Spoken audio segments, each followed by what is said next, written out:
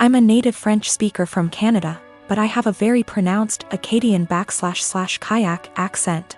For those who don't know, it's pretty much a mix of French and English with some local dialect thrown in there. Pretty common in the Maritimes, where I still live. I'm perfectly bilingual in both languages. I started dating my boyfriend, who only speaks English, about 4 years ago and spent a lot of time with his family. They've all been really great, except for one of his aunts. She says she was a French teacher in Anglophone schools for over 40 years up until a year ago and even studied in France. And she insists on only talking to me in French. I agreed at first since I didn't want to be rude to his family, but it's getting super weird.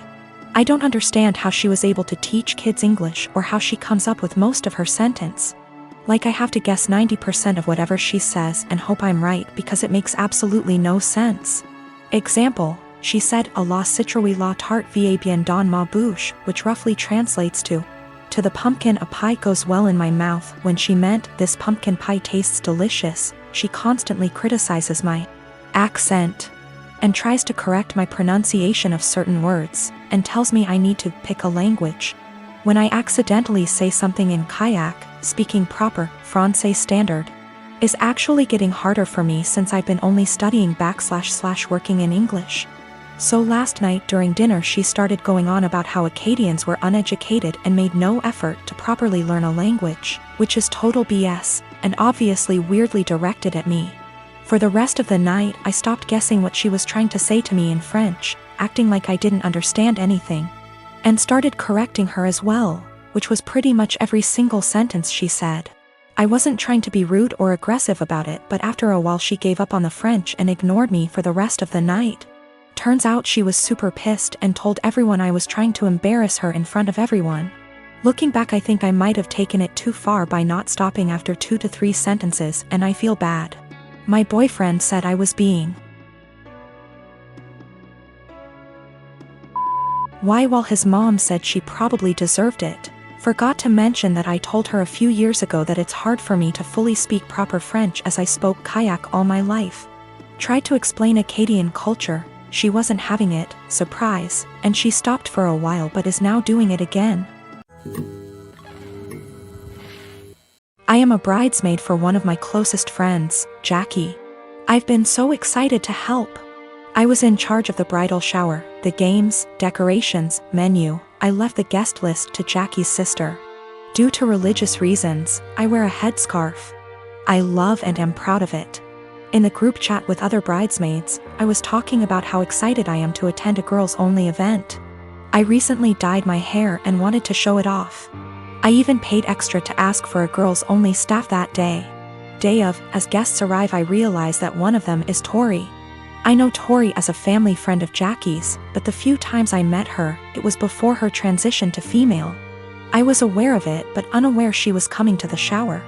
I don't mind at all OFC and she's a lovely person, but I decided to keep my scarf on. As everyone's eating later, I'm passing by the tables to make sure everyone's good, and one of the bridesmaids mentioned that they hadn't gotten to see my hair and they'd wanted to see the change in person. I tried to dismiss it at first or say, "Oh, I'll show you later." But the other girls at the table got curious. I got uncomfortable and I just said, "Oh, I'm actually not really comfortable taking it off right now," when pressed as to why. I said there's guests I don't feel comfortable taking it off in front of. There was a collective Oh. and I thought, cool, that's over. But one girl got aggressive and asked if I'm referring to Tori. She's loud and other tables turned to look. I don't answer. The girl asks if I wear one around men, so I say yes. She says there's no men here, so clearly you should take it off. I tell her again that I'm keeping it on. Another bridesmaid defends me and tell the girl to chill out. Tori comes over and says me not taking it off is a slap in the face to her identity. I'm just shocked and had no clue what to do.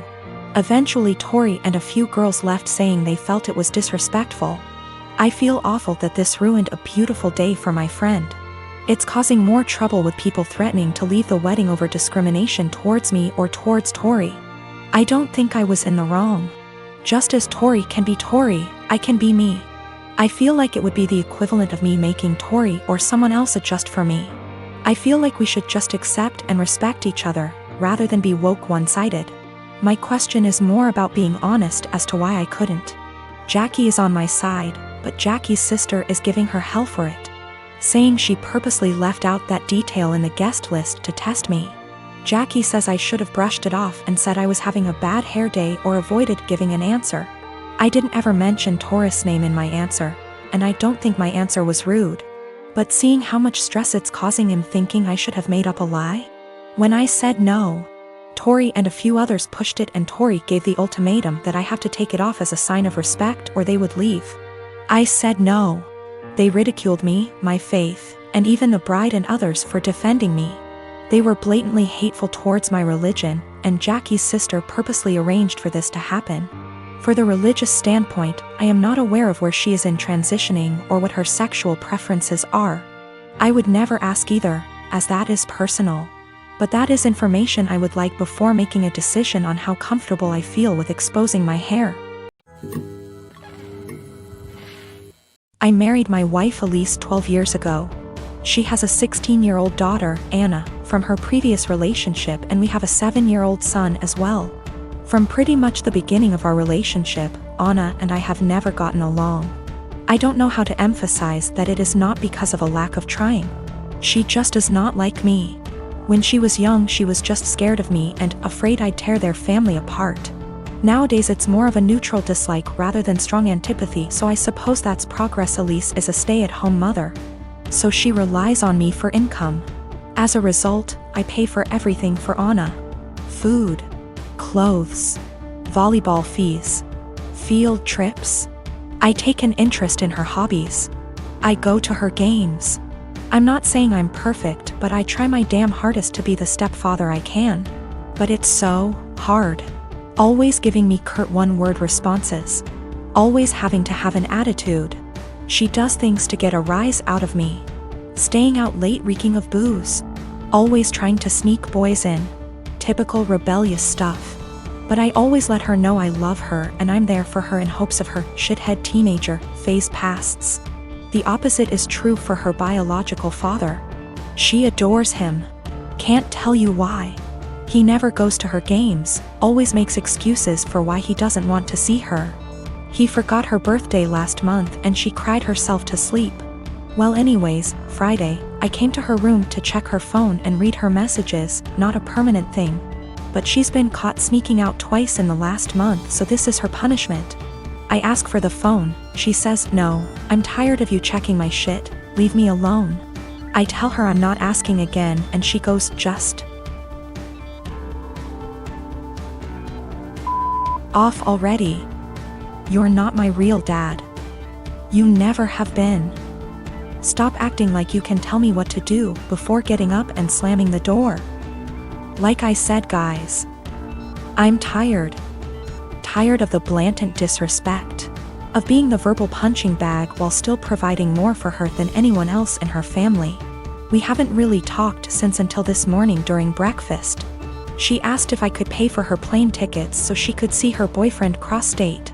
Like I said, her mom doesn't work and her dad is a POS, so I normally would be the one to cough up the money. Not this time. I responded, "Go ask your real dad." I could tell she was hurt. Tears swelled up from her face and she excused herself from the table. My wife took me aside later and said my comment was extremely disrespectful. I said if anything's disrespectful, it's her treating me like a doormat and a credit card. And I will no longer tolerate this treatment in my house. I told her we don't have to be friends. But if she can't at least be cordial to me or respect my position as an authority figure, she can find someone else to pay for her non-essentials. My fiancé and I moved in together shortly before we got engaged. Before we did, we discussed how we'd split the housework and bills. 50/50 down the middle with some wiggle room for when the other needs help. When we moved, it was into her parents' 2-story garage that they converted into basically an apartment. They offered a low rent, $700 total, and pitch in for the electric and internet so we could save money for our own place and wedding. My fiancé earns more than me and that's cool, I'm proud of her. Before we moved in together it always seemed like she was living paycheck to paycheck, and I chalked it up to the apartment she had prior having insane high rent. She stuck to the 50//50 arrangement at first concerning bills, but she missed often and I had to remind her about it. Post-engagement, she's back to living paycheck to paycheck, either missing or very late with her part of the rent monthly. The 2 utilities we pay, groceries, late with her car payment. Her parents have talked to me multiple times about rent and I've covered her missing portion to get us caught up. And then try talking to her. It always turns into her saying we should just move if her parents are going to hound us. I told her we're lucky it's her parents because anywhere else would have kicked our asses out. On top of that, I pay my own bills, do about 65% housework, arrange and pay for most of our dates and vacations. Gifts for her, pay most towards our pets. I've suggested a financial coach, but what kicks me is whenever we're around others. She boasts about being the breadwinner since she earns more. Goes on about the stresses of being the main source of income, all the hours she has to work to pay all our bills. I was letting it slide until few days ago we were at a get-together. She and her sister started up again about her being the breadwinner. Her sister said something to the effect of her ex-boyfriend had a hard time being with someone who earned more, and my fiancé went, "Good thing OP doesn't mind me bringing home the pay." I told her just because she earns more doesn't make her the breadwinner when she blows it all on herself and I'm paying most the bills.